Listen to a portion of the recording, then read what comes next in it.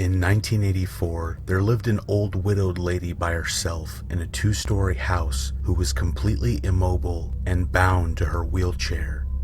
Ever since the mysterious death of her husband, she required the aid of a caregiver who would visit her daily to help her with everyday tasks. What made it even more difficult was the fact that the 2 floors of the house were only connected by an old staircase inside. When the old lady needed to move between the 2, the caregiver would have to carry her frail body like an infant up and down the stairs. One day, the police received a call from the widow. There had been a murder. Since police units were scarce at the time, and the murderer had already fled the scene, only one detective was sent out to conduct the initial crime scene report.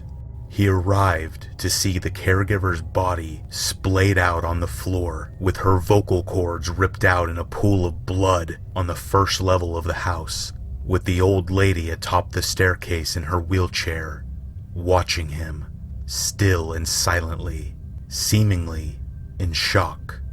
He could immediately rule her out as a suspect due to her inability to move up and down the stairs, and because she was trapped up there the time the murder took place. The detective put on gloves, took photos, swabbed for evidence, and covered the body until the coroner arrived later. All routine business. He scoped the house downstairs for any clues, then asked the old lady if he could look upstairs. She insisted that she was upstairs the whole time, and no one apart from her had been up there that day. But regardless of this, the detective ascended the staircase, to which she hesitantly moved aside. Beyond the staircase there was a narrow corridor with 3 closed doors along it. He checked behind each of the doors. The empty bedroom, nothing. The bathroom, nothing. He became anxious as he slowly made his way to the final bedroom where the old lady slept. He opened it, and everything looked normal. A bed, a wardrobe, and a bedside table with a lamp.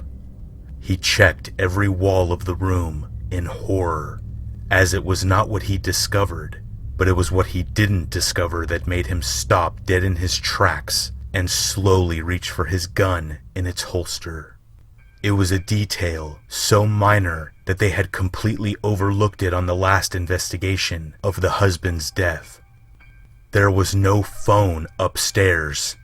He suddenly heard a noise as he withdrew his gun and rushed out of the room, only to find an empty wheelchair atop the stairs.